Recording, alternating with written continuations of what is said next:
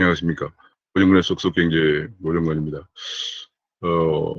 엊그제 국립외교원장이라는 김준형이라는 그 외교원장이 도저히 납득하기 힘든, 보통 일반 국민들로서는 납득하기 힘든 그런 발언을 하면서 책을 내고 또 발간하면서 충격에 빠뜨리고 있습니다. 이분이 이런 분야가 비단 경제 분야라고는 볼 수 없지만은 한국의 자유민주주의와 자유민주주의를 중요하게 생각하고 또 한국 자유민주주의 국가를 가야 하고 그런 입장에서 같이 한번 말씀을 너무 당혹론이 계속 나오고 있어서 한번 말씀을 같이 나눠보고자 합니다.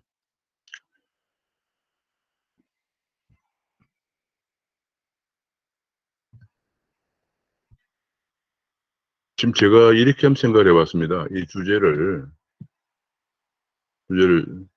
한미동맹 을 불신을 토대로 한 연정 라인, 연세대학교 정외과 라인이라고 합니다. 문정부 외교 정책 이렇게 생각을.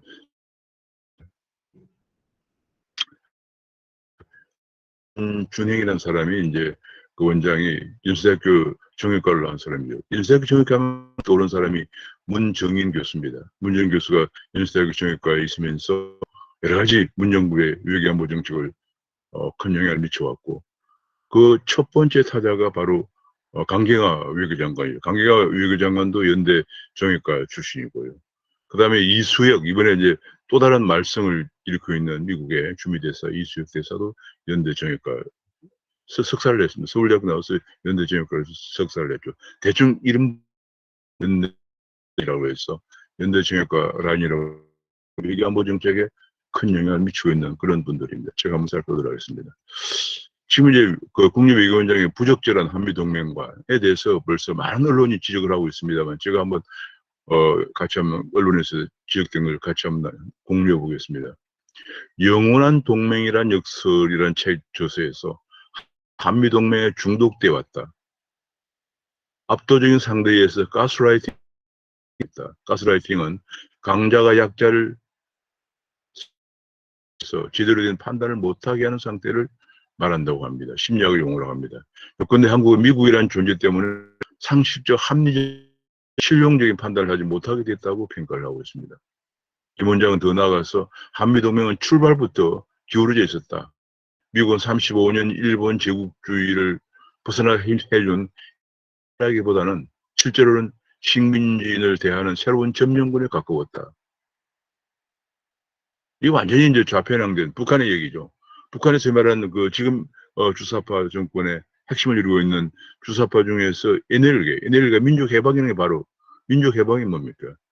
우리 미국의 지배 압제해서 신음하고 있는 미 제국 신음하고 있는 우리를 해방시킨다 하는 게 민족해방이죠. 바로 그런 시각을 하고 있습니다. 이런 인식은 한미동맹 해체를 전략 목표로 삼는 북한의 입장에 동조하는 결과로 이어질 수 있다. 김 원장은 역시 주한미군 철수는 평화체제 구축 과정이 될 수 있다. 입니다. 주한미군 철수되고 나면은 대한민국이 어떻게 될까요? 그래서 1973년에 파리평화협정이 체결돼서 한 다음에 곧바로 북한과 남쪽에 있는 베트공군이 합세해서 남베트남 정부를 침공해서 75년 4월 30일에 남베트남 멸망하고 베트남은 공산화되었습니다. 자, 이게 이제 영원한 동맹이라는 역설이라는 책인데요. 거꾸로 표지부터가 좀 이상하군요. 한미관계사, 새로 읽는 한미관계사라고 한 제목입니다. 책을 홍보하기 위한 온라인 기자간담회에서 언젠가는 미국은 철수할 수 있다. 한미관계는 깊어져야 하지만 군사동맹이 강화되는 대외 환경이 힘들어지는 것이라 손해가 될 수 있다. 군사동맹 부정하고 있습니다. 북한은 핵무장이 돼서 SLBM, ICBM까지 무장을 하고 있고 중국도 대국 굴기를 하고 있는데 우리는 한미동맹은 손해가 될 수 있다고 했습니다. 한미관계가 신화화되었다고 생각한다. 상식적, 합리적이고 실용적인 판단을 했다. 심지어는 도널드 트럼프 전 미 대통령 집권 초반의 한미 관계는 으로 미국이 우리의 빵을 뜯어간 가는 거였다. 우리는 빵 셔터를 취급당한 것. 이렇게까지 얘기를 했습니다. 완전한 좌파적인. 저는 문재인 정부의 주로 정책만 다루면서 경제만 파괴시키고 있는 줄 알았는데 그렇게 우리가 생각을 많이 하지만 안보관인 자체가 완전히 일반 국민들하고 동떨어져 있다는 이런 데 대해서 이런 사람이 뭐 대학 교수가 그냥 연구한가라면 또 문제가 달라요. 학문의 자유가 보장되어 있는 대한민국이기 때문에.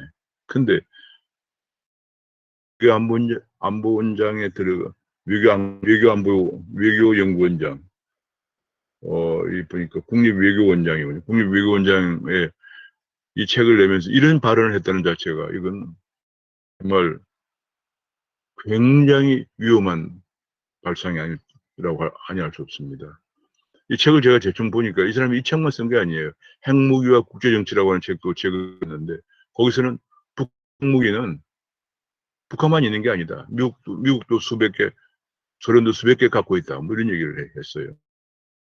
보기에 따라서는 상당히 북한을 합리화시키려는 그런 내용을 썼습니다. 게다가 그거 조금 먼저 나온 한반도 특강이라는 책에는 정세현 전 김대중 노무현 정부의 연이어서 통일부 장관 한 사람, 그다음 송민순 노무현 정부 때 외교장관 한 사람, 이종석 노무현 정부 통일부 장관 한 사람, 늘하고 같이 계속 창비학당에서 총 10시간에 걸쳐 대중 강연한 것을 묶은 책이라고 합니다. 한반도 대전적인 키워드 등 우리의 미래에 큰 영향을 미친 쟁점들을 살펴본 책이에요. 남북관계의 미래를 구체적으로 확인할 수 있다. 어떤 건가? 여기 나온 노무현 정부들의 인사들이 중심이 되었고 또 이렇게 문재인 정부의 정책에 관여하는 사람들이 모여서 이런 책을 썼다는 것 자체에서 이 책에서 주장하는 남북관계의 미래를 가능케 합니다. 한미 동맹은 중독이라고 탱크 수장의 황당한 인식이라는 비판도 실렸습니다. 대충 이런 내용입니다. 긴 시간 한미 동맹은 신화가 되었고 한국 동맹의 축이 되었다. 압도적인 상대에 의한 가스라이팅 현상과 닮아가고 있다. 한미 관계를 타인의 심리를 조작해 그 사람을 지배하는 행위라는 뜻의 가스라이팅에 비유하면서 한국을 중독된 나라로 비하를 하고 있다. 한국은 안보를 미국에 전적으로 의존해 합리적이고 자율적인 의사결정을 하지 못하고 있다. 심지어는 사이비 종교를 무리해서 발생하는 현상이라고까지 얘기했습니다. 그러면서 대북관경책은 미국에 대한 충성서약이다.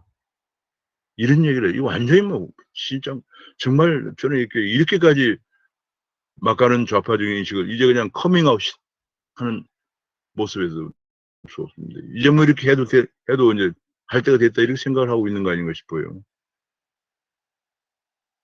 주한미군 철수는 평화체제 구축 과정이라고 궤변도 쏟아냈다. 한반도 평화를 위해서는 주한미군 철수가 선행돼야 한다는 주장으로 들리는 발언을 했습니다. 문화일보에서는 이런 국립외교원장의 발언이 한미동맹을 부정하는 발언이 문 대통령 생각도 그런 것인가 하고 질문을 던졌습니다. 만약 그렇지 않다면 당연히 경기를 해야죠. 차관급 인사가 대통령의 생각과 정반대의 입장이 있다면 그건 당연히 경기를 해야 되는 사항이죠. 더구나 외교관들을 연수시키는 연수를 시키는 자리입니다. 그뿐이 아닙니다. 이수혁 대사 역시 연정 라인의 사람이죠. 서울대학교 외교학과를 나와서 연대 정육과를 나와서 노무현 때 국정원이 1차장을 거쳐서 문재인 정부 때 비례대표 더불어민주당 국회의원을 역임하고 주미대사를 하고 있는 사람인데요. 이 사람도 무슨 얘기를 하면 이런 얘기를 했어요. 화상으로 진행된 국감에서 최근입니다. 한국은 70년을 선택했기 때문에 앞으로도 70년간 미국을 선택하는 것은 아니다라고 얘기했습니다. 앞으로도 미국을 사랑할 수 있어야 우리의 국익이 되어야 미국을 선택하는 것이다 라고 얘기했습니다. 보기에 따라서 우리가 자주적으로 결정하는 것이라 것처럼 들리지만 쉽게 얘기하면 과거에 미국을 선택했다고 해서 지금도 앞으로도 미국을 선택하다 이런 얘기죠. 사랑하지도 않는데 70년 전에 동맹을 맺었다고 해서 그것을 지켜야 한다는 것은 미국에 대한 모욕이다. 한미동맹도 이런 주미대사가 지금 발언을 했습니다. 참 이게 지금 문재인 정부의 그 외교 안보관이 너무도 위험한 상황이 아닐 수 없습니다.